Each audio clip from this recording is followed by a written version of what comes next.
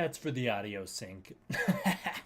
Why is Saturn Dusk already in the chat? I don't understand. I didn't even go live and the dude's already in the chat. That doesn't make any sense to me. How? How did he pre-fire the stream before I was streaming? Okay. Now I gotta do the thing where I find my own stream to tweet it out.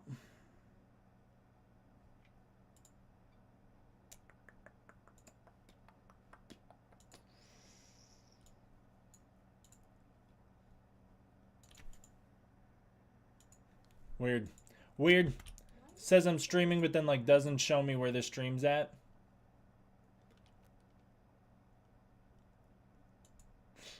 See, people already filtering in.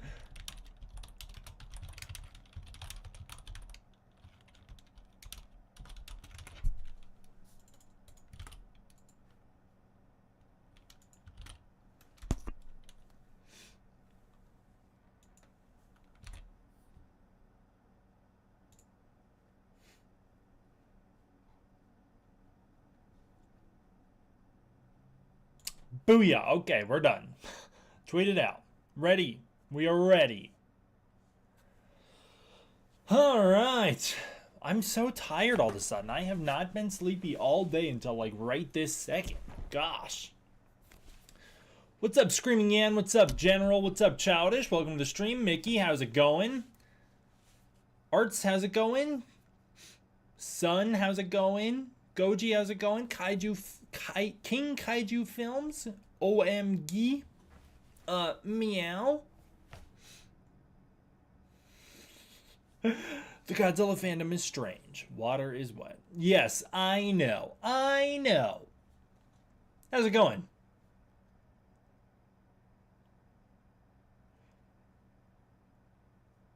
Doing well, D-Man, reporting for duty. What's up, General Goji?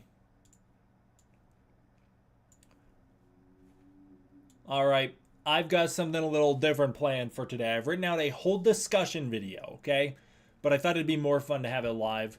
I was planning on doing it live. I just didn't really know when, but I just straight up, I've been so busy lately, I did not have any time to get a video out today. So I figured instead of releasing a video today, we could do this, and this could be the video we do today. Also, if I get distracted by my phone, it's because I'm waiting on an important text about potential job on this weekend. So, yeah, I've written out a whole video that I want to go over. I think it's interesting, and I'm curious to hear what you guys think. So, I thought it'd be fun to record it live with you guys so that I could, like, see and have a conversation with you guys while I was doing it. Which means it's time to do the video. What's up, everybody, man? Back. Welcome to a brand new video, and today we're going to be doing another Godzilla discussion video. And in this one, I am not a Godzilla fan, or so I am so often told.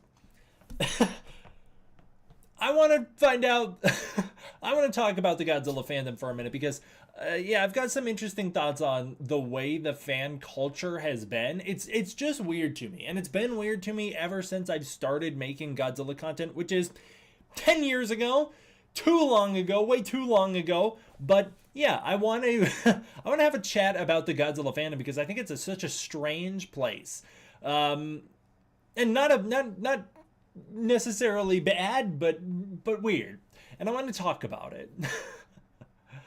Yeah, that's right. I am not a Godzilla fan, or so I have been told for the past 10 years. And if you know, this is how I know that the Godzilla fandom's a very special little bubble, because any single person outside of this fan base will take one look at me and say I'm overly obsessed with Godzilla.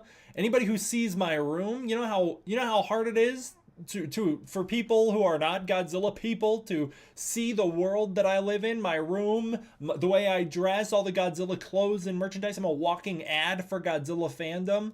For them to find out that I have a YouTube channel dedicated to Godzilla. Now, that's a strange thing to introduce to people outside of this fandom. But inside this fandom, yeah, it's interesting because apparently I'm not a Godzilla fan, and I haven't been for the past 10 years. And I want to talk about why. Also, I'm recording this as a live discussion, so for anybody during the video, so for anyone watching the video, If I'm talking to somebody off screen, it's not just the voices in my head. There's people in the chat. So the Godzilla fandom, in many ways, Godzilla fandom is the biggest it's been, but also still pretty small. Like, I think it's hard to... It's easy to forget that while Godzilla is more popular maybe now than he has ever been before, and the fan base is bigger now than it's ever been before, it's actually a rather small, rather cozy fandom, especially online. Online, it's actually a very small little community. There's communities on YouTube, there's communities on Twitter, you know, there's separate communities spread out into the worlds of Godzilla across the internet, but it is kind of a small little fandom, all right? And I think that is important to notice, because it's a lot easier to take all of it in at times. Like, most fan bases are so enormous that it's hard to wrap your head around just how big they are. But the Godzilla fandom, it's small enough to still... You can look at all of the pieces of it if you want. It is small enough to grasp at times, especially if you're like just talking about the US fandom, which in this case I am. This really does not... This conversation doesn't really extend beyond the US fandom, as I have very different experiences outside of that. As with any fandom, there's a huge portion of the Godzilla fandom that measures fandom based on how many toys you own, the merch, how much praise you give each film, how much you defend each film, how much you defend your main character to the death. Fandom is often measured in terms of like how hard you're willing to go to bat for your central character. I think these are all horrible ways to measure fandom. I don't think these things should like really be celebrated in the ways that they are. Like, it's cool for people who collect figures, but collecting figures has nothing to do with being a fan. Like, I know some people in the real world who like collect Godzilla figures because they think they look cool and don't really care much for the films. Like, they think Godzilla's a cool looking thing, but they don't love the films, you know? I don't think that's a great metric to say like, well, this person owns a lot of Godzilla stuff, so they must be a huge Godzilla fan. I also do not think it's a good enough metric to see like, oh, this person's willing to like get into year-long arguments with someone on Twitter over if Godzilla could beat Goku in a fight. That is not a measure of somebody being a bigger fan than someone else. It just simply is not. Because the fandom is so much smaller than so many other fandoms, these people, I feel like they are especially prominent. Like, you just experience them more, especially if anybody who's watching this is like has some sort of online presence, you know, whether it be like a fellow YouTuber or whether it be someone who has a Twitter presence or anything like that. Like, if you've got some online presence, you've experienced these types of fans all the time. I don't think fandom is measured in any of these things, and I don't think it should be. Fandom, I don't think really, first of all, can be measured. I don't think it's a measurable topic. But to me, I guess when it comes down to it for me, because I am so passionate about it, fandom is like, I think it's about the quality of the appreciation of the material. It's about how deeply you appreciate the material and how you show that appreciation. I don't think it can really be measured in a nice and easy way.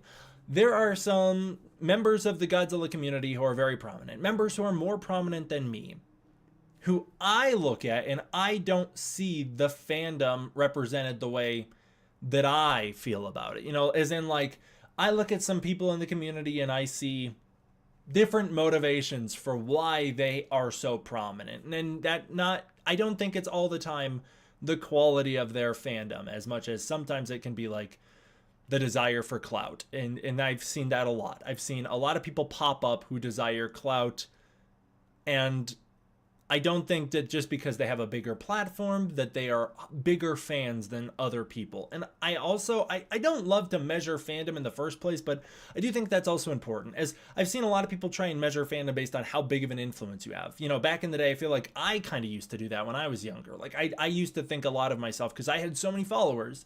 And it's a really immature way to look at it. Like, fandom isn't measured in how much of an influence you have or how many followers you have. That doesn't say anything about how big of a fan you are. I know there are channels bigger than mine that talk about Godzilla that don't love Godzilla the way that I do. That's fine. It's not measured. It can't be. You know, fandom can't be measured like that. It can't. The point of this video is because I feel like so often I'm getting hit by a bus that I threw in front of myself. I'm so often I'm taking bullets that I stepped in front of. And so I want to just kind of recap the history of my experience with this fandom, because I know I'm not the only one who has experienced these things. I know people who worked on Godzilla movies, whether in a big capacity or a small capacity, who have dealt with things like this. So I want to go through it. Starting back in 2016, when I started to gain a platform and I started to have people that I was talking to, and like I was experienced to more of the fandom, I started to be called a fake fan. I was labeled a fake fan back in 2016 for praising Godzilla 2014 so much. I was so in love with that movie. And I was pretty skeptical about Shin Godzilla, especially as the more we learned about it and the more we learned about the radical changes that were made to the movie Shin Godzilla, the less I was excited for that movie. I became really skeptical. I could say verged into like hater material on not looking forward to Shin Godzilla, because I did not fundamentally agree with the big radical changes they were making to Godzilla, making him have these weird Pokemon-esque evolutions that didn't resemble Godzilla's evolution at all. You know, Godzilla had a pretty consistent origin all the way up until 2014, when they changed it to make him a natural creature, but he still felt like Godzilla. Then when you get to Shin Godzilla, he's like a tadpole that turns into Godzilla. It was like a brand new thing. He can shoot lasers out of his back and his tail. He can grow and mutate and all sorts of weird stuff. It was too many big changes for me before the movie came out. I wasn't incredibly receptive of it. So I was accused of being a legendary fanboy, especially because I used to use the term G14 to refer to Godzilla 2014, which for some reason made it seem like I'm in the camp of legendary exclusively. Like I didn't look at Godzilla outside of that. I never understood that logic, but I was accused of it a lot. My favorite critique of it was that I was accused of overhyping Godzilla 2, overhyping Godzilla King of the Monsters, although at the time we only knew it as Godzilla 2 and we only knew Michael Dougherty was directing. We didn't know anything about it yet. I was accused of overhyping Godzilla 2 in hopes that it wouldn't live up to the hype, so that it would look worse by comparison, and in return, make Shin Godzilla look better. Do you see the contradiction there? Suddenly, I was a Toho fanboy, because when Shin Godzilla came out, I was a huge fan of it. I loved Shin Godzilla. I was really in love with that movie. The changes worked for me. Maybe it was because I got used to it over the lag from when it came out in Japan to when it came out in America. I got used to the changes that were made, or I like prepared myself for them. And so when I finally saw them, it wasn't as jarring and I was kind of able to accept the movie as it was. Well, now all of a sudden, I'm a big Shin Godzilla fan. I loved it. I thought it was one of the best Godzilla movies ever. And now I'm being accused of being a Toho fanboy who is trying to make the MonsterVerse look worse, Godzilla 2014 and the upcoming Godzilla 2. I was accused of trying to make those movies look worse by comparison to Shin Godzilla. After Shin Godzilla released and I loved it, like my reputation amongst legendary Godzilla fans started to be a little shaky, especially getting shaky in mid 2018, I would say, when I was called fake fan simply because of how much I was talking hype on Kong Skull Island. Kong Skull Island connected with me on such a deep level that I could have never seen coming. I was so in love with Kong Skull Island. It made me re-fall in love with, like, I always have been a big King Kong fan, but it made me really fall in love with the character and legacy of King Kong as not just a character, but as an icon in cinema history. Like, I really connected with Kong all of a sudden on a level I never had before, and especially I connected with Kong as a character in Legendary's MonsterVerse, which was really important, because for the first time in my entire life, I was more hopeful that Kong would come out on top in a potential fight against Godzilla. Like, if you were to look at the Showa series, I find the Showa King Kong to be really goofy, really ridiculous, and while I'm one of the 3 people on Earth who stands by the authorial intent of King Kong versus Godzilla and the original intent of the writer, the original intent of Haruo Nakajima, the original intent of Ishiro Honda, and I stand by the fact that King Kong won in 1962 and was only retconned by Toho later after the fact, I would root for the Showa Godzilla over the Showa King Kong. In the Heisei series, if you're to grab King Kong 1976, scale him up to fight Godzilla in the Heisei series and have those two go at it, I'm rooting for Godzilla. In the Millennium series, kind of a tricky situation, but I guess if you were to scale up Peter Jackson's Kong, at the time I was rooting for Godzilla. Nowadays, I'd actually be rooting for Peter Jackson's Kong, especially because the Millennium era Godzillas like change every single movie, so it's hard to get invested in just one single one of them. But for the first time ever in 2018, we had a Godzilla vs. Kong movie coming out with a Godzilla and a Kong that had been established in separate movies, and for the first time, I was hopeful that Kong would win because I felt like the legacy of King Kong as a cinematic icon, it is more important than anybody gives it credit for. It's more important than anybody gives it credit for, and it's more important to Godzilla's franchise than anybody acknowledges in the fan base. There is no Godzilla without King Kong. So I felt like outside factors made it so that Kong deserved a win. I also felt like I connected with Kong as a character in the MonsterVerse more than I connected with Godzilla in 2014. So all of this sudden, I destroyed my reputation. I was suddenly hated because I was Team Kong. And especially because the more we got closer to Godzilla King of the Monsters, the more I would bring up that Kong stands a chance. And, you know, at the time I was like arguing things like in universe, why Kong would stand a chance. Really, it comes down to just whoever writes the movie determines who wins it. And if a bigger King Kong fan wrote Godzilla vs. Kong, Kong would have won. That's just ultimately at the end of the day how it would have gone. And I also never thought Kong was going to win. I was hopeful. And the more people trashed on Kong as a character, on his cinematic legacy, and the more people disrespected Kong, the more I wanted to defend Kong. Which is, I think, what you see with Godzilla fans currently, where like the more opportunity there is for Godzilla and Kong to fight, the more people feel the need to defend Godzilla out of fear that maybe someday that other reality where a writer comes in and gives Kong the win. And I can understand it because I too was really young and immature and fought adamantly that Kong deserved a chance to win that fight. So I can at least relate to wanting to argue that your favorite character should win the most. But I've never felt as passionate about it as people coming after me saying I was not a Godzilla fan, claiming that I was a fake fan simply because I was rooting for a fictional monkey. And the argument was like, how can you be rooting for a character that isn't your favorite? If Godzilla is supposedly your favorite character, how can you root against him? I root against Godzilla in almost every single movie. Godzilla is my favorite character in every movie, but when I watch Godzilla 1954, I don't hope that the oxygen destroyer blows up in Serizawa's face and Godzilla blows up Ogata and Nemiko and then goes and wipes Japan off the face of the earth. I'm rooting against Godzilla in that movie. When I watch Godzilla Raids Again, I'm rooting for them to freeze him in the ice. When I watch Mothra vs. Godzilla, I'm rooting for Mothra to throw him into the ocean. It's like, I root against Godzilla anytime he's the bad guy. Which is the point. You're supposed to. But I also love when Godzilla's the bad guy. I find Godzilla being the bad guy more interesting than Godzilla being the good guy. That's not to say that I'm less of a fan because I rooted against Godzilla, which is the weird misconception that the fan base created and ran with. So yes, the legacy of King Kong mattered to me so much that I was Team Kong. But then I was labeled as a fake Godzilla fan because of it. I think that's another, like, as I've been saying here, fandom shouldn't be measured by who you root for in a movie.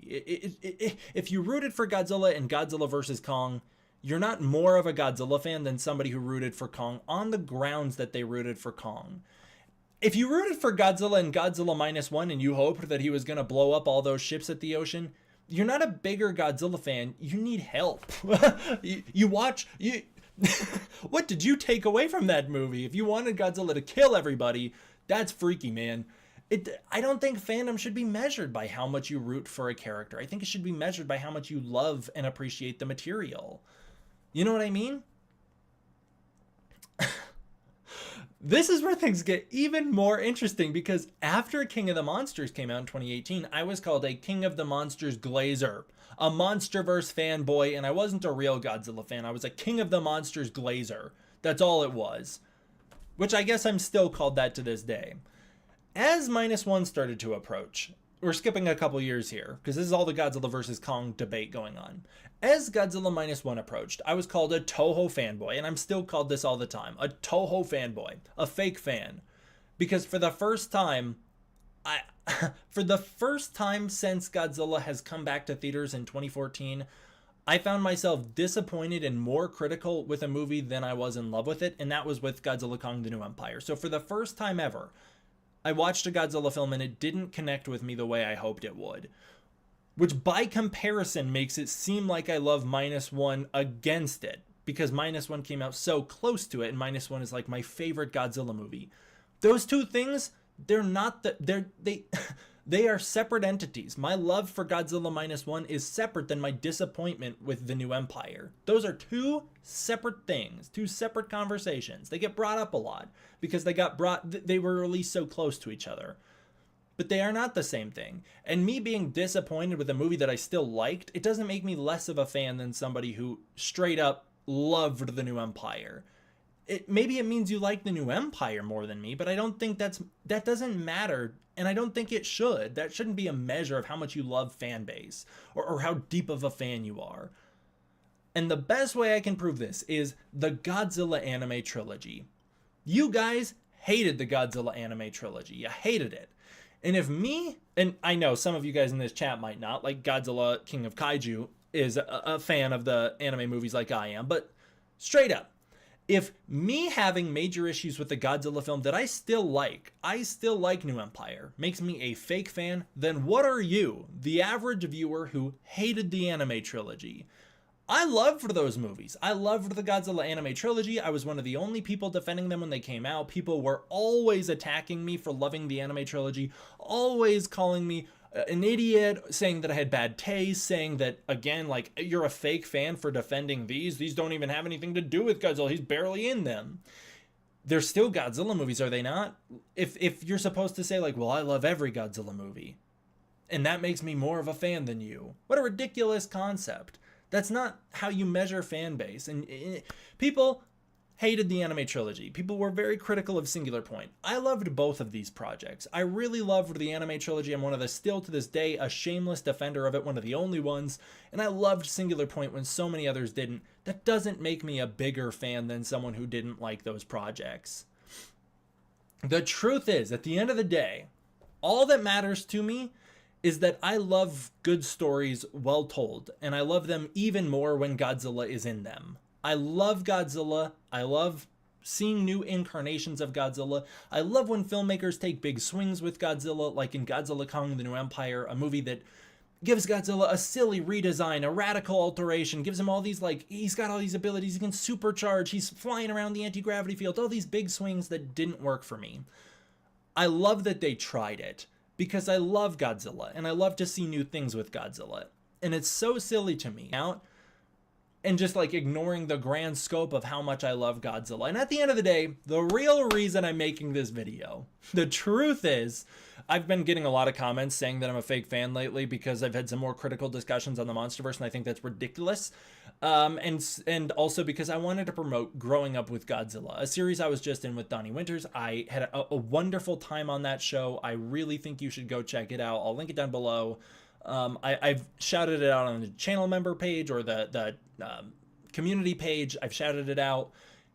Growing Up with Godzilla is a wonderful series. Donnie does an incredible job hosting it. It invites you into seeing how different people perceive Godzilla differently. It shows the wide range of love people have for Godzilla throughout their whole lives. I've loved Godzilla throughout my whole life. If you want to hear my story with Godzilla, you can go check out that video. There's 2 of them. Go check both of those out.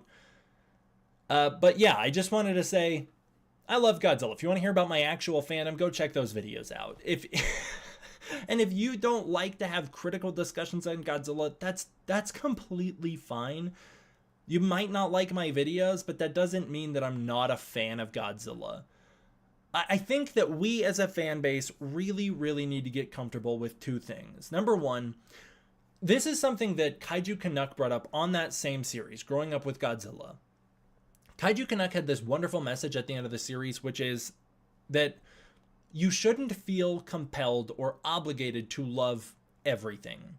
There's so much Godzilla. Godzilla exists in so many different forms. He can be a chibi cartoon for 3-year-olds, and he can be an Oscar-winning, dramatic, horrific symbol of the nuclear apocalypse. And those two things can happen in the same exact year. You shouldn't have to feel compelled to like everything or to love everything. For me, there are still, I think there's one Godzilla movie that I will say I do not like. Just one. One Godzilla movie out of the entire franchise that I would say I don't like. Because I've grown to love and have an appreciation for every single Godzilla film except this one. And I don't hate it. I just don't like it.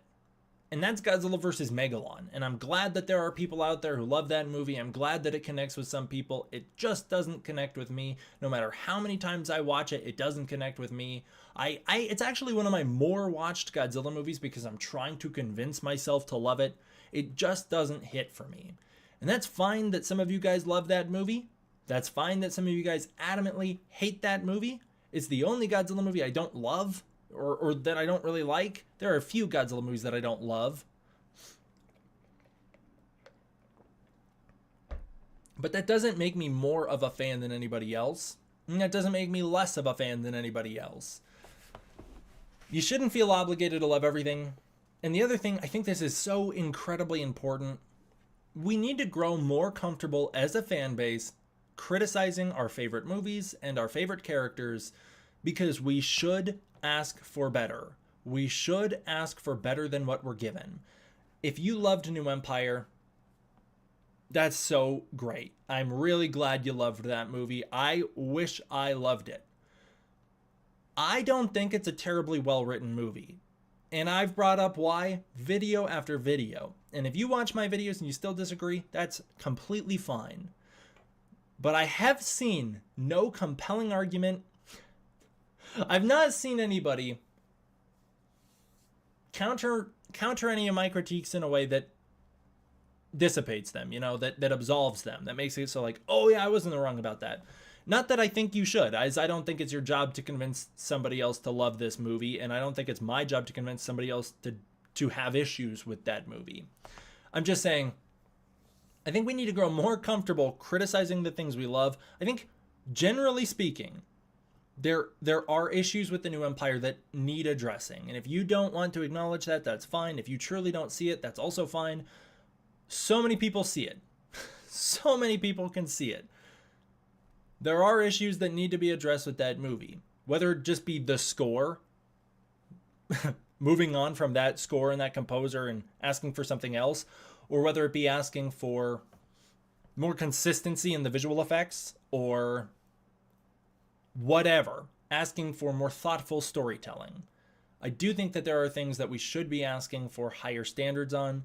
Same with the Godzilla anime trilogy. Like, we should be comfortable, even me, someone who loves those movies, should be comfortable criticizing the way those movies had major budget cuts that completely destroyed the original story that was going to be told and limited the visual aesthetic of those movies, limited the pacing, limited the action.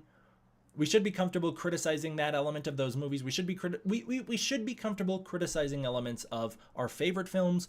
We should be comfortable criticizing elements of our least favorite films. We should be comfortable criticizing elements of our favorite interpretations of Godzilla. And we should be comfortable criticizing elements of our least favorite interpretations of Godzilla, the same way that we should be comfortable praising elements of our least favorite Godzillas and our least favorite Godzilla movies. If all you love is the older films, then more power to you. There are objective issues with some of those scripts and some of the long form storytelling across that series or any of those older series, as there are with the current films. If you're a hardcore diehard of the new films and you don't love any of the other Godzilla films, there are issues with the scripts, there are issues with the long-term storytelling across all of those movies, and we should be comfortable to criticize those aspects of them because we should want better. We should want better. Same with any fan base at all. As long as you're doing it in a positive, productive, constructive way. I know that there are other YouTubers out there who share my opinions, but don't express it out of fear of being labeled as fake fans. I know that there are other people like me who know for a fact that if they come if they criticize these movies the way that I do, which is opinions that they share, and in some cases they have even more extreme opinions than me, they know their channel's growth will be stunted the same way mine was, and they will be labeled as a fake fan. That's an awful, awful way to look at it. I've told this story before, but there are YouTubers in this fan base who are way bigger than me. Way bigger than me. Someone who messaged me and said they felt like Godzilla Minus One looked like an Asylum Films at times. Someone who said that they felt like the movie was screaming of running out of the budget and being stunted in its storytelling and didn't like the visual effects in it.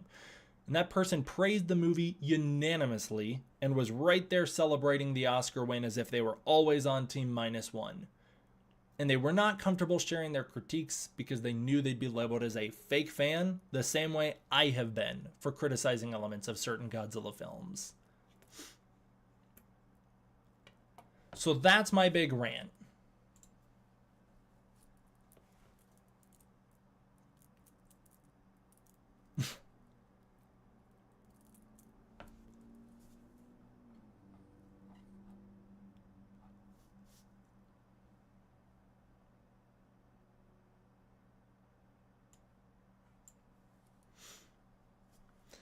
D-Man, I disagree. I think the fan base should be total loyal. Should be a total battle royale where we're all bashing each other over the head with rocks. Anyone who disagrees may say hello to my big rock. I can't argue with that, otherwise I'll be hit with a big rock. I don't want that.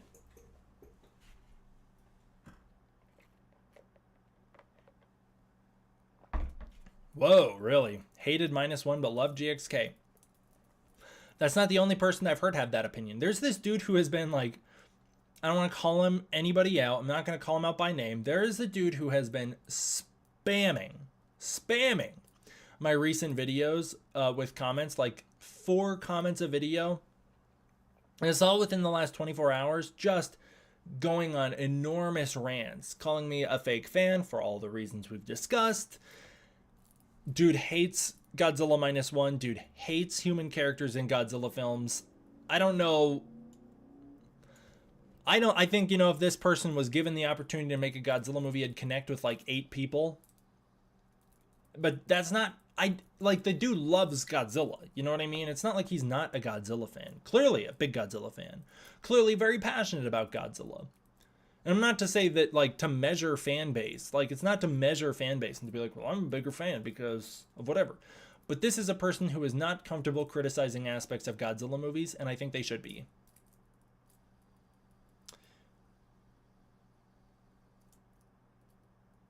Godzilla fans need to be... What? Godzilla fans need to be content with mediocrity, but that's also a problem with every fan base. Need to not be content with mediocrity. I was like, that just goes against everything I was saying. Yes, Godzilla fans need to be content with...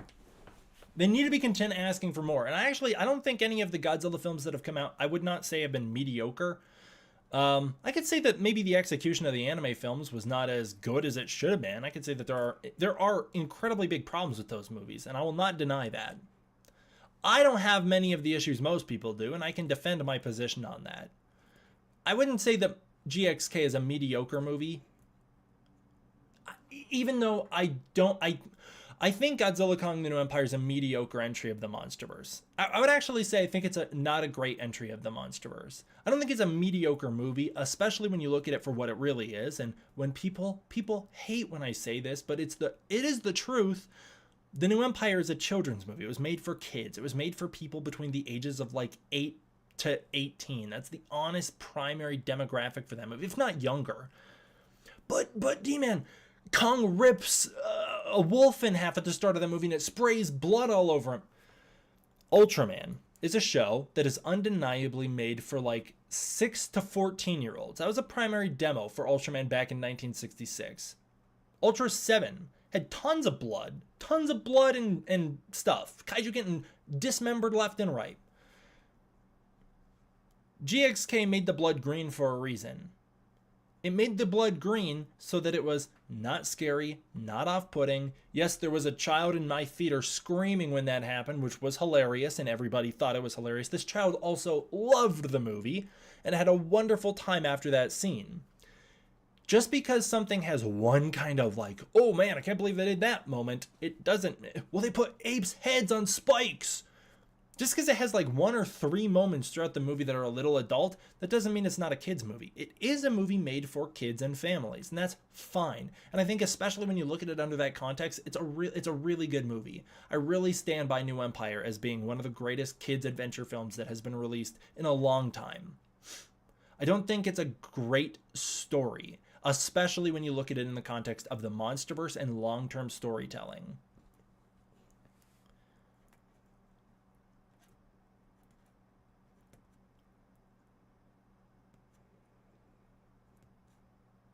There's no Godzilla that ate a star. You're talking about Zozula Halawa, the non-canon thing from the friggin' novelizations, man. Also, that story's a metaphor. The story's more of like a metaphor. Not to be taken as literally a monster that ate a star.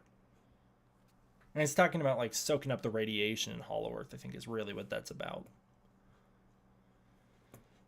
So what is, in your opinion, the best made Godzilla movie? If we're literally talking most well-made, best put together, we're talking best shot, best edited, best scored, best sound design, best paced, best written Godzilla film. I genuinely believe the best Godzilla film is Godzilla -1. I think Shin Godzilla is a very worthy contender. I think Godzilla 1954 is also right in the top 3.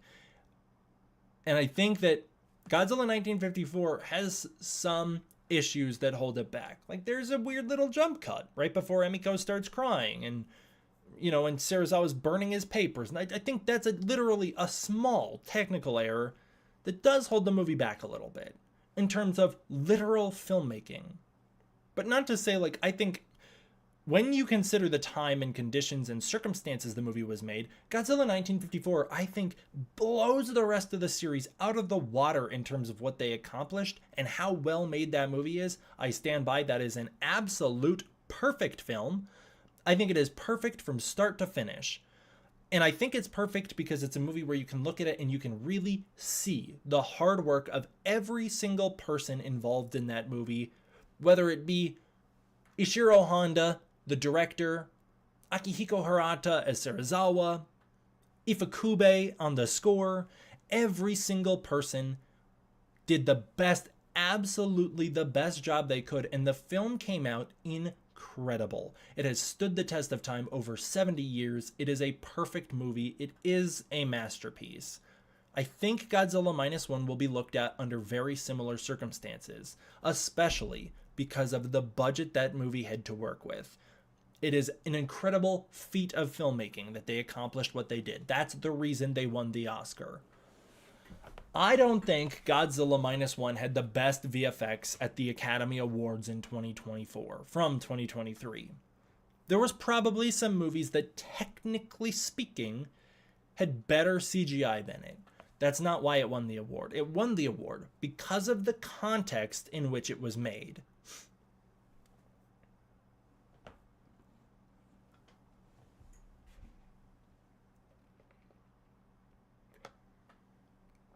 You're right. You're totally right, Gal.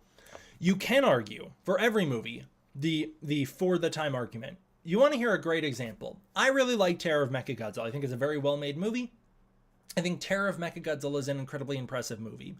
For the time it was released, 1974, it's not up to the standards of filmmaking as something like King Kong 1976. The technological leap from the suitmation in Godzilla, Terror of Mechagodzilla 1975. Terror of Mechagodzilla 1975. The technical standards of their suitmation and their miniature work does not live up to the, still to this day, mind-blowing accomplishments of King Kong 1976. 1 year difference, literally 1 year difference between those two things.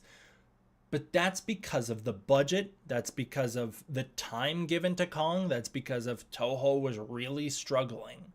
And you could say, like, well, those are factors that of the time, Toho was doing the best they could. That's not the truth. We saw in 1968's Destroy All Monsters that Toho could do better than what they were doing in 1975. I love Terror of Mechagodzilla. I still stand by that those VFX are really, really strong. I think Terror of Mechagodzilla is a very well-made movie. Same with Godzilla vs. Mechagodzilla. But we know Toho can do better. From the period of the time, we know Toho could do better. That's my response to that topic.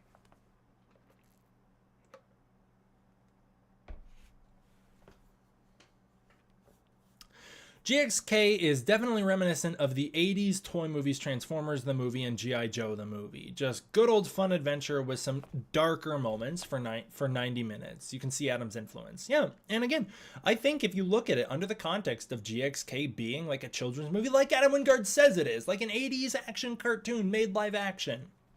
It's a really, really solid kids movie, especially because I think like kids movies, the only really quality kids movies I can think of as of recently are like the first new Jumanji movie, and I don't watch a ton of kids movies, but those Sonic movies I think have all been really solid. Really solid in that they don't just appeal to kids, they also appeal to a wider audience. And I think that's what GXK was able to do as well. It was able to appeal to kids and a wider audience. GXK, it does a really good job of being like, GXK worked backwards from where like Sonic movie is. Sonic movie started out with like kids as the primary audience, but found a way to branch upwards to adults.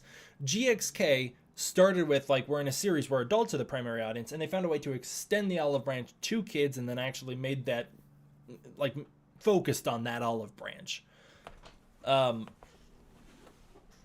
But I think those movies are like really, really solid kids and family movies. I really stand by those films under that context. And I don't understand why people hate to hear that GXK was made primarily for kids. It doesn't mean you're childish for liking the movie. That's not what it means at all. The movie does a really good job appealing to older people. Why can't we acknowledge that the movie was made for the audience it was made for, while still acknowledging that it did a good job appealing to people older than that? Although I will say, I've never met an adult in the real world who didn't have enormous issues with GXK and feel they went way too far with it. I've never talked to a single adult in the real world who felt that GXK was on the level of the previous MonsterVerse films. Every single person I've talked to who is older than 21 felt that it was a step down from the previous movies, and really pretty much everybody I've ever spoken to loved Godzilla vs. Kong, which I think is a really important distinction. Like, I think Godzilla vs. Kong hit that mark of appealing to everybody better than GXK did. Godzilla King of Kaiju, thank you so much for the super chat. I really appreciate that. Thank you so much. Are you on Team Kong 76 animatronic or Team Cybot Godzilla 1984 animatronic? Ooh. The Kong 76 animatronic failed horribly, but it was the most ambitious animatronic like ever attempted. A 45-foot animatronic fully prepared to walk around a full movie set filled with tons of extras during an enormous chase escape sequence. Such a huge swing. The Godzilla one, what is it, like 15 to 25 feet, somewhere in that range, like half the size. Also, it's only like the top half of Godzilla. Still an incredibly impressive animatronic. It doesn't have the ambition, but it does work way better. It looks better. It looks way more like the Godzilla. It blends better with the suit to the animatronic. The Kong one barely makes it into the movie, only for a few seconds. It barely connects from one shot to the next. Like, doesn't look like Kong 76 very much at all. It doesn't mesh, but it's really impressive what they went for. Godzilla's worked. The Cybot Godzilla looks a little weird. You can always tell when they cut to it, but you can tell whenever they cut to the, what are they called? Like Guggenolls? Is that what they're called? That's like the hand puppet Godzillas. You can always tell when they cut to those in the Showa series. They work really well for what they're going for, you know, especially giving Godzilla extra mobility. And the same deal with the Cybot Godzilla. Like when they cut to it, you can see it doesn't mesh 100% with the suit, but it looks way better with the suit than with the Kong one. And I think the Cybot Godzilla overall is a much solid, it just worked better. It's a very, very impressive animatronic. It looks great, still looks great. worked how they wanted it to. That's got to be the one, man. I'm on Team Cybot Godzilla. I am right. Wasn't it only the top half of Godzilla, or does it have his legs? Is he able to walk? I don't feel like he was. Maybe I'm thinking of the Shin Godzilla one, which was only the top half. Shin Godzilla's was only the top half of the body, but it was a really impressive animatronic. The Shin Godzilla one's the coolest one in my opinion. The Kong animatronic's chances of winning it's like a dice roll. D-Man, do you roll the dice? Not often.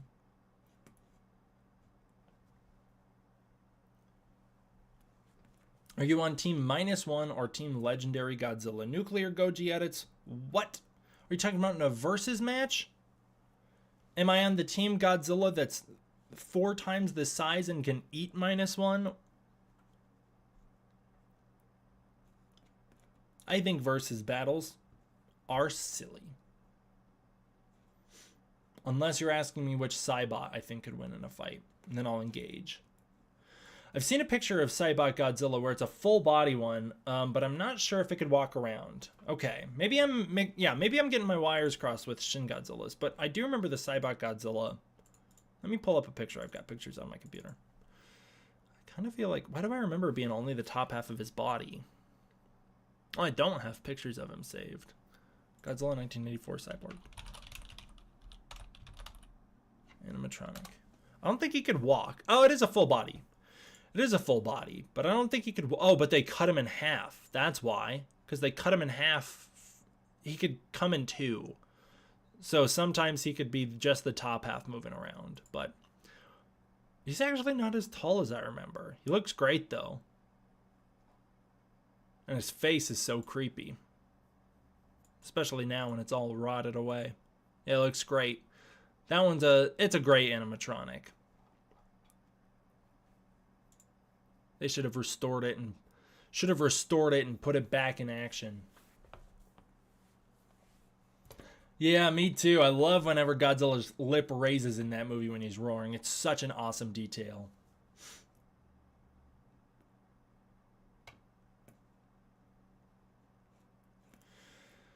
Do you watch kaiju channels like Goji Guy? I don't. The only kaiju channels I watch are Donnie Winter. I've started to watch a ton, especially since I was invited to be on Growing Up with Godzilla. Donnie Winter's channel is great. My buddy Monstrosities doesn't post anymore, so I don't watch him. Kaiju Noir I still try and watch whenever I can, especially older videos of Kaiju Noir. I tried to watch some Super DM64 the other day, only to find that that channel got nuked and is no longer on the internet. That was pretty depressing to find out. And then Kaiju Canuck. Kaiju Canuck's the Godzilla YouTuber I watch the most of. Just a fantastic channel. I love to hear him talk. Incredibly insightful, incredibly smart. Also has a really strong niche that I am not really a part of, being really deep in the collector space. Just a really incredible speaker and knowledgeable speaker on that topic. I love hearing Kaiju Canuck talk. What is your favorite Godzilla design? At the moment, -1. I think -1's a perfect Godzilla design at the moment.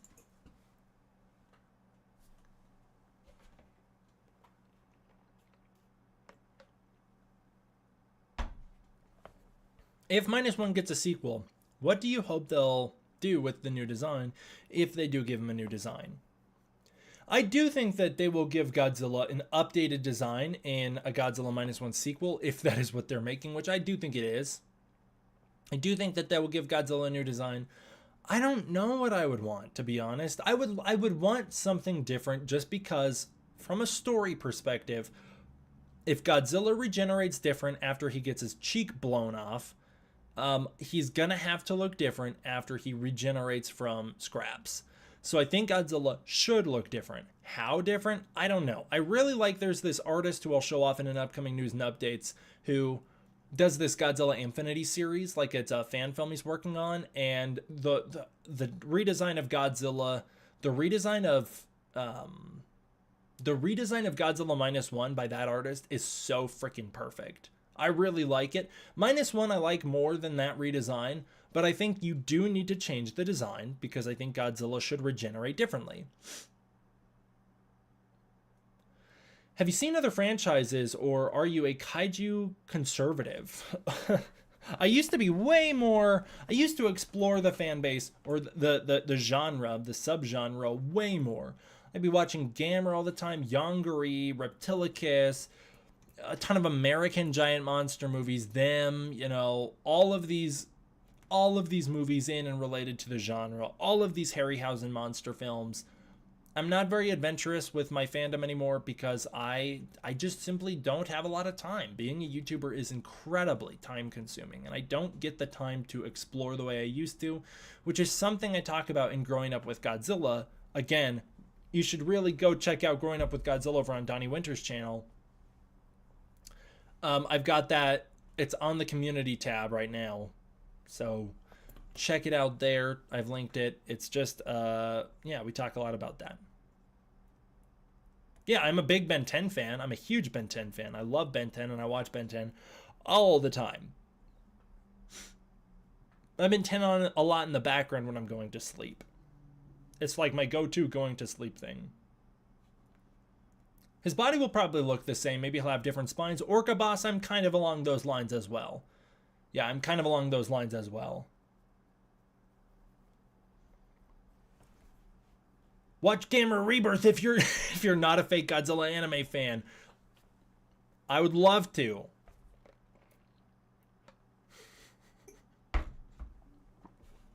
Maybe I should make like a... I'm trying to do a new thing with the channel. Like, I broke down things much more analytically. So moving forward, I'm gonna go with kind of a crazy strategy for this channel moving forward to see if I can come up with a much more healthy, productive upload schedule for my channel. Because, like, boy, I know I'm not the only one who experienced this. I've talked about this in a video not too long ago. I talked about this in a video like in December or November, somewhere in there. I think it was December I talked about this.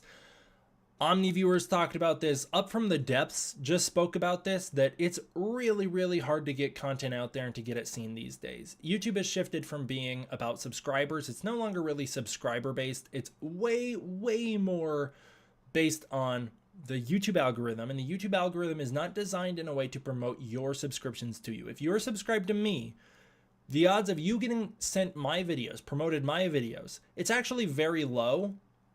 It's almost as low as if you're not subscribed to me.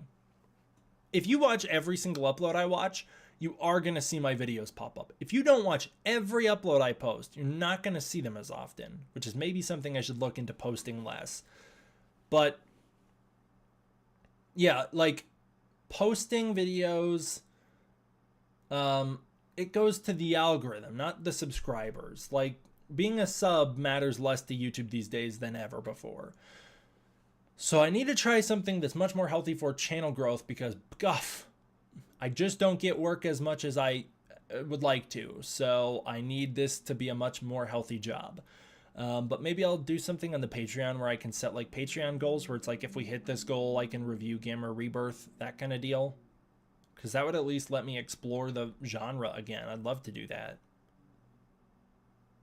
Hey D-Man, what if in -1 Godzilla splits into 2 parts while regenerating, and that's how we get a Godzilla versus Godzilla fight? You know, that's an interesting idea. I like the idea that it comes more of a direct action from the humans. I like the idea that there's more consequences to our actions as human beings. Godzilla splitting in 2, I don't think that says anything thematically. You know, like Godzilla's defeat at the end of Godzilla -1, it was very fitting for that film thematically, and I think to say there's consequences for doing the right thing and looking out for your fellow man, to have Godzilla split in 2 and come back as 2 different monsters and be worse than ever, it puts a level of consequence to the actions on the characters from the first film that it makes their actions in return, it hurts them. It weakens the themes of the first movie. That's why I think if Godzilla is going to come back, he needs to come back on his own terms. He needs to have a different reason to be there. I think that if there's another monster, it has to be the consequences of humanity. YouTube has become way too corporate now. It's frustrating that smaller content creators or upcoming content creators have no chance of getting views. The Orca Boss, YouTube is trying to promote smaller channels like people with 0 subscribers. That's one of the goals they're working on, is getting people with 0 subscribers an audience. It just makes it so that if your channel's not growing exponentially, YouTube views it as this channel's dead. And so mid-range channels like mine, which grow slowly, die. They die and they flatline. If you had a solid audience, like I used to have an audience of 30,000 viewers every single upload. 30,000 viewers every upload. That audience, they're still out there in this world. They just don't get my videos as often because my channel's not growing as fast, which means YouTube thinks, oh, he posts, but no one watches, so don't promote it. Which again, at some point, if I can find work outside of YouTube, if I can keep getting stable film work, which is a big dream that is not coming true at the moment, then I will be uploading less, but uploading content that hopefully gets viewed more. Because I used to upload like what, every 2 or 3 days back in 2019. And again, 30,000 viewers a video. Now I upload every single day and I'm like cracking 1,000.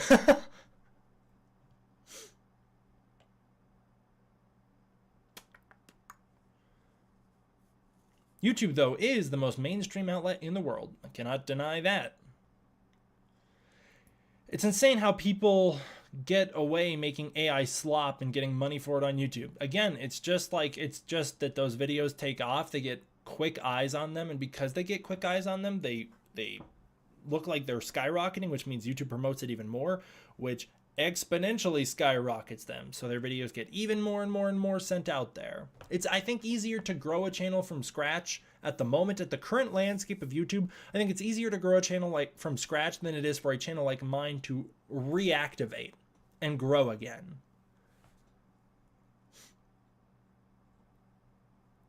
Die and flatline. Chat, we need to be supporting Godzilla human hybrids now. Sprouting? Not supporting? You need to be sprouting them?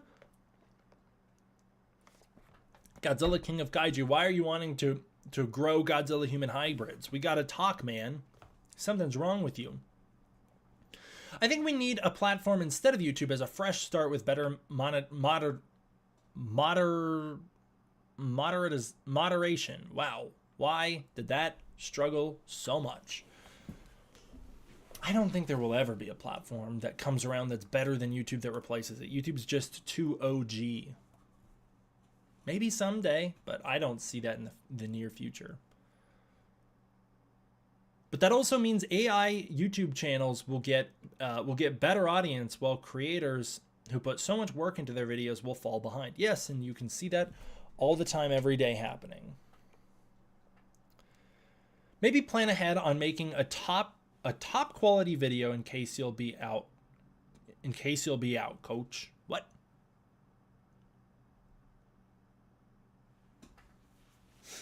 Do you think Godzilla should be humanized more in MonsterVerse?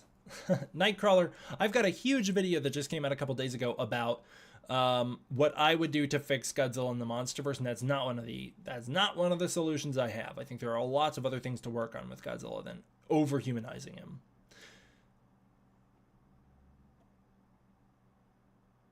It's expensive how Haya Toys makes these figures expensive, or a bit.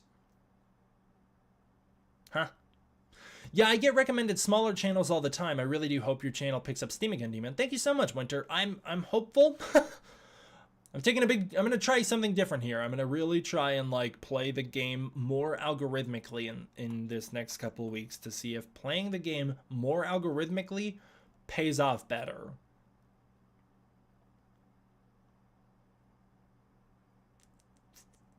Why would YouTube want to promote a channel that's having exponential growth? Shouldn't it be the other way? TRX, because YouTube wants to keep eyes on the platform, right? So if you want eyes on the platform and you're just starting out making content and people start to watch your videos, that's telling YouTube there is an interest in looking at what this person's got going on.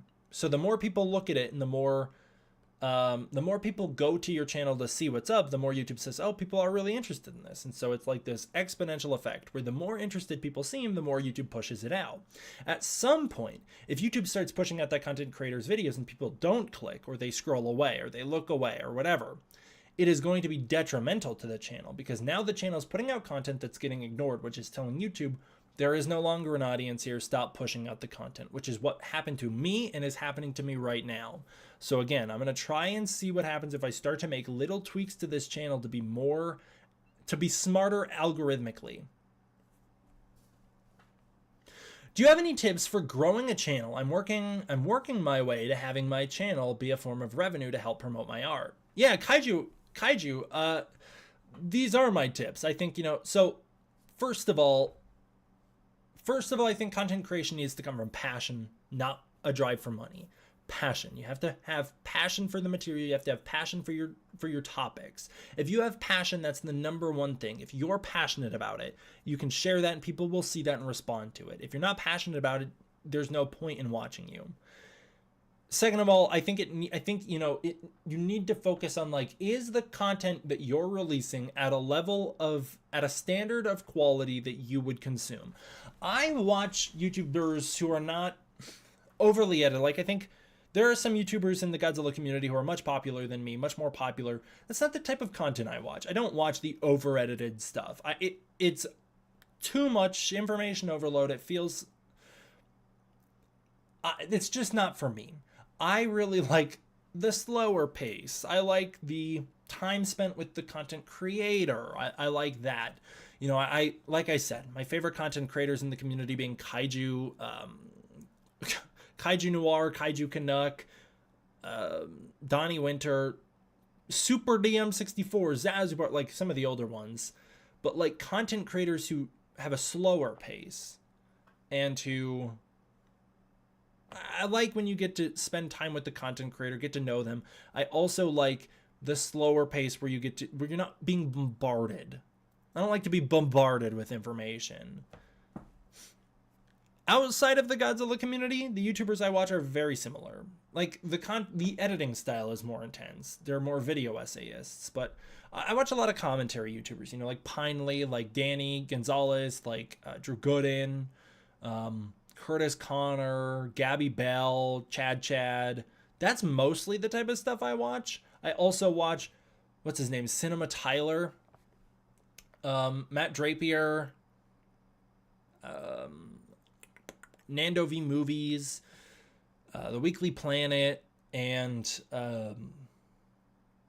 Captain Midnight. Like those, that's probably my top 10 most watched YouTubers. Actually, my top 10 most watched YouTubers is not anybody in the Godzilla community. And all of them have very similar, they're very similar in that they focus on a lot of the things I like to look at, which is like film criticism and analysis, or just in the commentary YouTubers case, like criticism and analysis and deeper dives and deeper discussions and slower pace. But I guess to speed up the topic here, because I'm dragging on, advice for content creators. I think content creators, it's important that you're passionate about the topic, that you release videos at a level of quality that you would watch. I would watch all the videos that I release. It's a level of quality that I'm happy to watch and engage with. Oh, also Critical. Penguin Z0 obviously is like my #1 most watched YouTuber. And his videos are like the slowest edited on the entire platform. So those are the kinds of things I watch. Like also trying to look at like what's doing well for other channels. And I don't think you should be like, well, this video is doing well on this channel, so I need to make a video like that. Instead, you should be like, what is their release strategy? Like how do they do their thumbnails and their titles, and what works for them, and how can I take inspiration from that? I really don't think you should be taking inspiration from the like type of content and like, oh, they made this video about, Kong's, like what? There's been some wild ones. Like some of the content creators that are much bigger than me make some videos about some real obscure topics, like how much would Godzilla drink in a day? I couldn't care less about that. And I don't think you should look at that and be like, well, that video did well, I should make videos about how much Godzilla can drink in a day. Make the videos that you're passionate about, but you can take inspiration from like, this video did well. How much did Godzilla drink in a day? And you can look at that and be like, okay, what are the lessons to learn from how they released that video? You know, another content creator I like is Up From The Depths. He just doesn't post a lot. Thank you. Thank you so much, Sin. I really appreciate that. Yeah, I love to do those deep dives. Those are my faves. Well, yeah, and like Dead Me, it's kind of hard to name all the YouTubers I watch because the number of YouTubers I watch has really grown over the years. Like, I watch Beyond the Trailer because I like to hear about the box office week to week, and I don't always like to read Variety. And I watch tons of Dead Meat. Dead Meat's like my fave. But yeah, the number of channels I watch, it just grew exponentially as well. Like this is the core issue I'm speaking to. YouTube has started to push so much channels at me rather than content from the channels I'm subscribed to that it's impossible to keep up with all of them. I love Dave McRae, one of my favorite YouTubers, who I haven't seen one of his videos in my recommendeds now that I'm speaking out loud in weeks. I haven't seen Dave McRae video in weeks, and it's not because I haven't been interested in watching Dave McRae. It's because now that I'm thinking about it, I haven't gotten one of his videos in my feed because I've gotten so many other videos from new channels I've never seen before, which is nice because it maybe puts eyes on those videos and grows that channel, but also it makes my subscriptions fall behind. Like the people that I'm actually opening YouTube to watch, I don't get to see those people as often.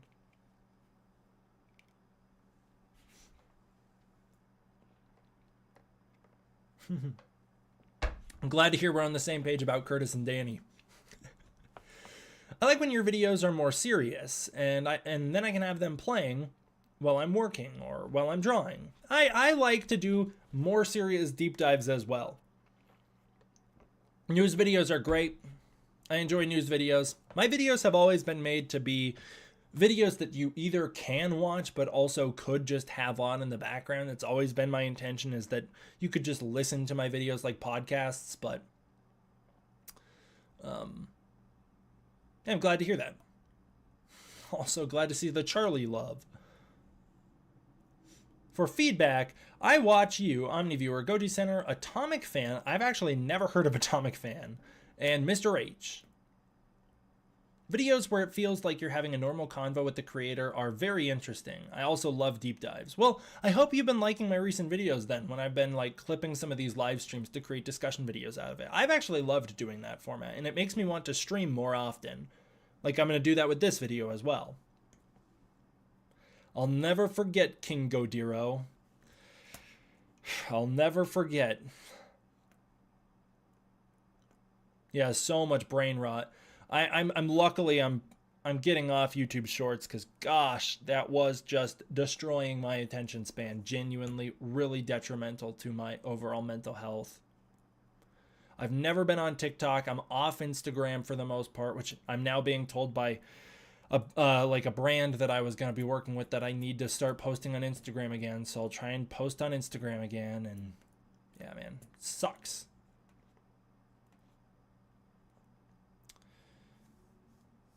How do I make the algorithm recommend me to D-Man? Dude, if I knew I could get my videos seen again. If I knew how to get my videos in the algorithm, I could share it with you.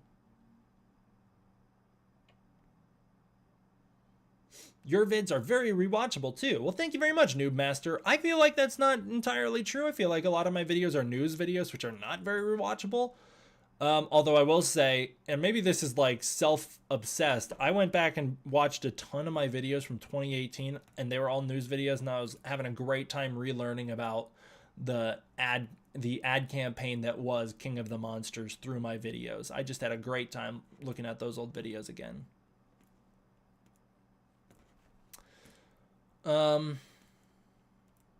Just like his videos, when you watch them, I get him in my algorithm, no problem. Oh, just like his videos when you watch them. Yeah, honestly, so yes, if you want to know how to get my videos, which if you're watching this live stream, you probably don't have this issue. If you are here right now, you probably don't have this issue. But if you want to see my videos, These are the things you could do. Comment on my videos and like my videos when you watch them. Those two things. Also subscribe if you're not. And I know you're not, so you should. Although I know you are. Yeah, I wasn't talking to you. You're not. So you need to. You're like the one guy who isn't here. If you watch my videos consistently, if you comment on them, anytime you click a video, you don't even have to watch all of them. If when you click on a video, you comment on it and you like the video, those two things are going to ensure you will see my videos moving forward. Those are the two things that are going to make sure you keep seeing them. It's the only way to like beat the algorithm.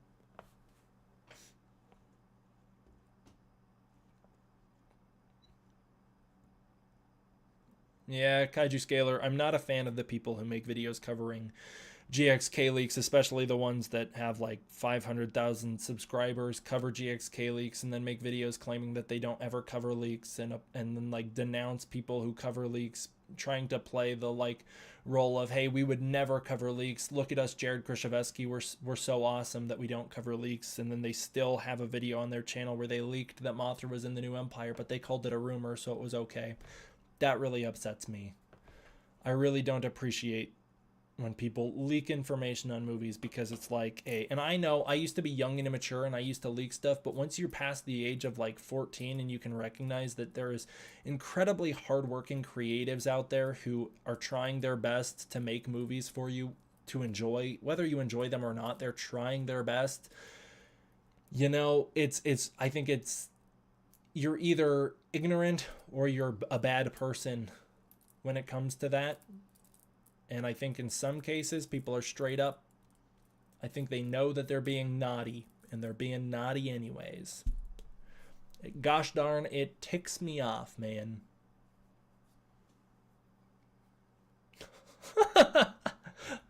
Oh, yeah, the key to success is making a video 8 to 9 years ago about the possible face on Shin Godzilla's tail. I swear, if that video's actually that old, that's going to destroy me. So I will never look it up to find out. And I don't want anybody to tell me. I do not want to know how old that video is. Do you ever cover the Godzilla Day, Godzilla Store pop-up event that happened last year? I wanted to reach out about it in case you hadn't. The Godzilla Day, Godzilla Store pop-up. Kaiju not? I did not. I don't know where that was. Maybe I did. I might have, but I don't know where the Godzilla Store pop-up was. So maybe I didn't, but maybe I did. All right, I'm going to jump down to the bottom of the chat. I'm sorry. I'm going to try and see what you guys are currently talking about. If you want to get your comment seen again and you've already commented it, you should just re-comment it. Let's all just view, bomb, and spam comments on all of D-Man's videos. Honestly, I won't say that wouldn't be nice. Especially the piano videos, which are the worst algorithmically, but I have no plans on stopping. Those mean a lot to me. So I will be out there to post videos on piano covers, and those videos don't get much support, but if you want to go and support those videos, leave likes and comments, even if the comment just says D-Force.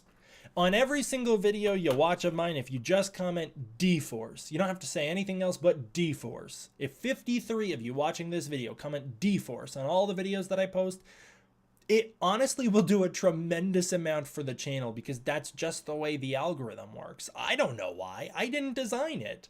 That's just how it works.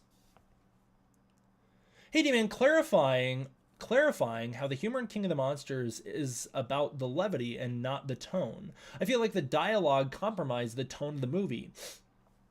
That's entirely fine. If we all can look at it differently. You know, if you look at Godzilla King of the Monsters and they make a joke that just doesn't land with you and you do feel like it compromises the tone of the movie, that's totally fine. There are some movies where there's one joke that I feel like undercuts the severity of the moment, and it's that fortune cookie joke with Serizawa. It's such a beautiful and sincere moment that I think the writers felt like, are people going to make fun of us for having a moment this sincere in this video or in this movie? And I think they threw that fortune cookie joke in there because they were worried that people would be unreceptive to something that honest and human. Mid-monster movie with a giant butterfly. Moth. Oh God, I'm sorry. I think that's why they did it, and that's a moment where I would say it does undercut the tone of that scene, but I don't think it compromises the tone of the whole. I think that movie tonally is still right where you want a Godzilla movie to be. It's perfectly able to be fun and adventurous and silly while still being serious and heartfelt. If you make a piano cover of Hanama's theme from MonsterVerse The 7 Ultraman, I'll comment on it 100 times. Childish? Childish? I'm going to write down whatever the heck you just said. And the day will come. Dude, I just got a DM from somebody I haven't heard from in a long time. Someone very exciting. I'm going to have to check that in a minute. That got me very hype.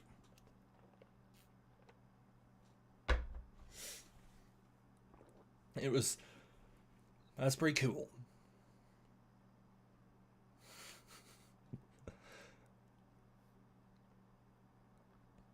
Y'all ever put a finger on Blue Oyster Stan? I guess, don't we all from time to time, or at least we hopefully should. BT Dub, what's your favorite Godzilla movie? My favorite Godzilla movie at the moment is Godzilla -1.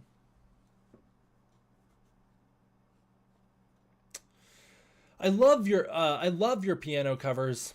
I think you play rather well, and I've always said that Godzilla films should have been made more appreciative. Should have been, I think, paid more or made more appreciative for their incredible scores. I agree. Godzilla movies definitely need more praise for their scores. The scores over the course of the whole franchise is so beautiful. So many incredible pieces of music written throughout this franchise. So many incredible composers, whether it's Ifukube or not. I completely agree. Hot take, people overreact to the gonorrhea joke. I could not agree more. When you've got the actors who play King Ghidorah fine with it, when you've got tons of people from Toho fine with it. Oh. Why'd my web page cut out?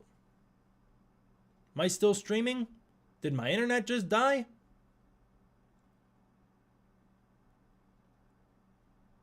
Huh? Says I'm still streaming. That was weird. Why did that happen? Why did that cut out? Anyways. Yeah, when like everybody involved with the movie was fine with it, when everybody involved with like the IP was fine with it, I don't know why fans got so offended about that joke. It was just a silly little throwaway joke. Yeah, I see that I'm still streaming, but for a second there it said that I wasn't. I don't know why. It popped up and it said that stream cut out.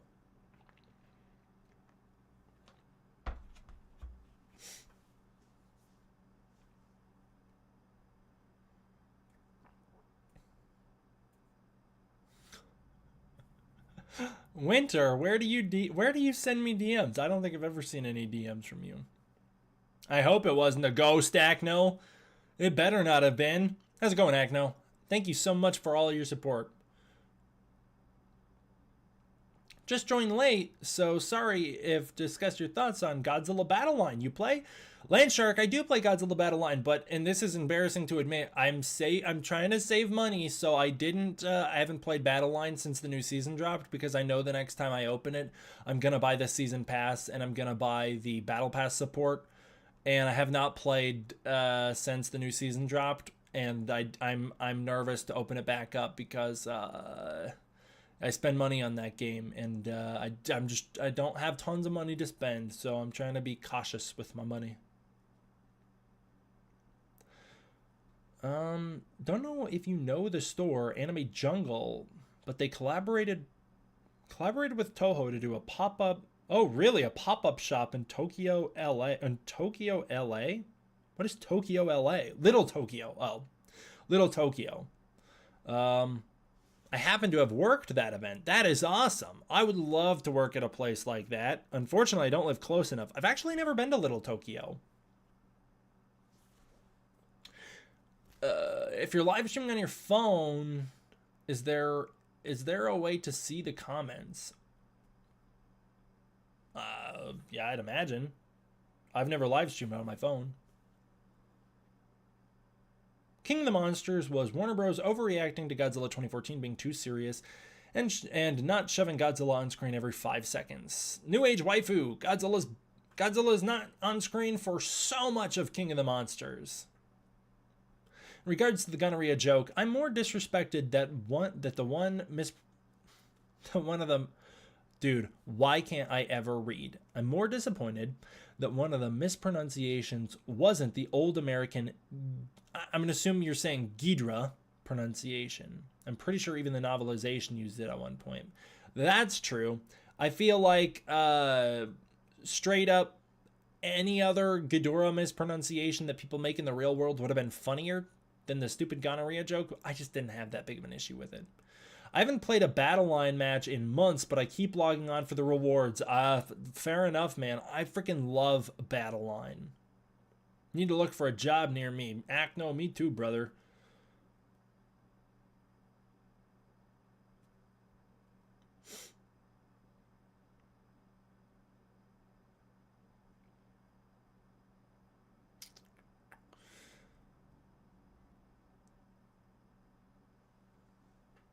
What about Admirant Stenz?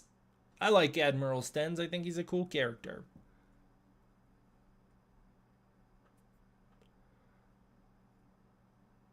I now know how DC fans felt. Oh, that's how you feel about the MonsterVerse, huh? Oh, I know you don't like the MonsterVerse. It's all right. We all like our own things. What monsters do you think will appear in the new Toho Godzilla film? Given their track record, probably someone like Ghidorah. What I'm hoping for is someone like Anguirus, although there's a lot of backing for Hedorah at the moment, so I think that could be very, very possible. Demon, you should do an updated statue and figure video. It looks like you have more on display. Well, Ban, in my Growing Up with Godzilla episode over on Donnie Winter's channel, we do talk about a lot of the Godzilla collection I have behind me. I do show off a lot of my faves from the... I show off my favorite stuff from the background of this collection.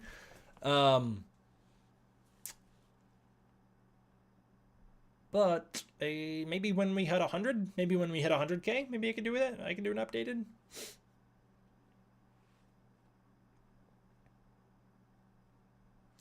Yes, I thought Ghidorah would also be the final big bad of the MonsterVerse. I was surprised that they wasted him, like, and by wasted I mean like killed him, wasted him, like killed him so quick. Surprised he didn't stick around.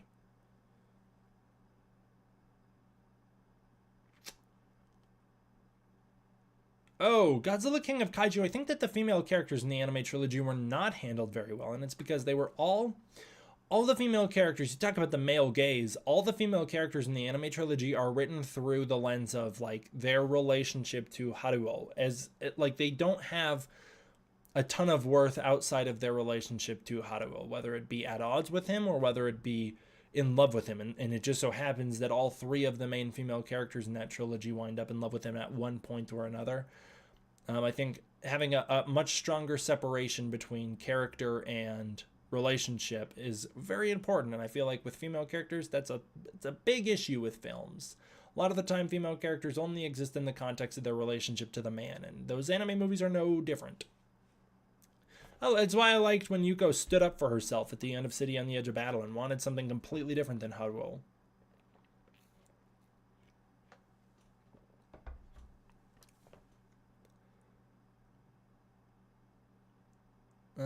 Kind of off topic, but if a sequel to Pacific Rim was ever made, do you think merging it with the MonsterVerse would work, or would it have been a failure? You know, maybe I shouldn't say this, but I do know there was a big desire to merge the two universes, and that desire is not as old as you might think. It started after I think around in the 2017 era, leading into Pacific Rim Uprising. I think even if that movie had been a smash hit, I don't think they would have merged universes.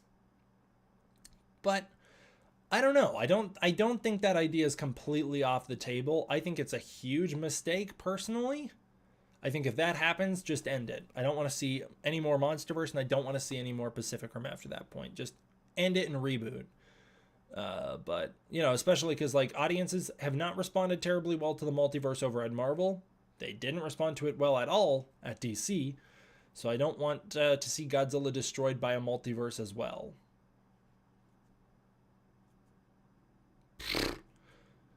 I did not. I think I talked about the Prime One Studios statue a long time ago. I talked about the teaser, like, I guess actually recently, a couple videos ago.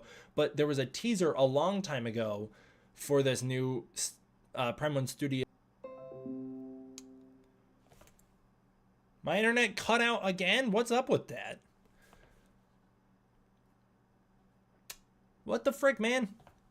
I did hear that there was a big Spiral Studios or a Prime One Studios figure that was revealed.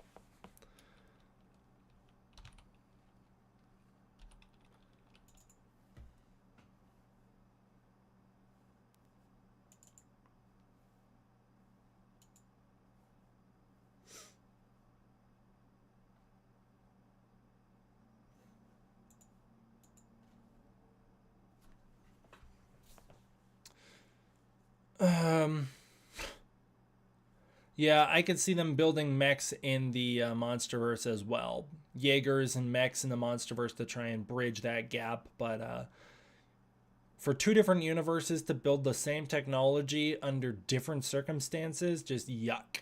Bad storytelling. I think I am going to end stream here because it is getting late and I want to go to sleep. Because I got a lot of work to do tomorrow and I got a lot of stuff going on. So I think I'm going to end it here, but thank you guys all for tuning in. I really appreciate it. I'll let you guys catch up and see if there's any final questions, and then I'll end it.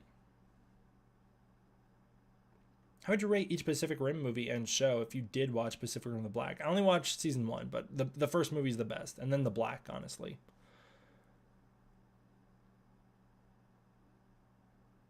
In GXK, do you think we could possibly see Mothra and Shimo have a dynamic? In the third one, maybe, if they decide to bring those characters back.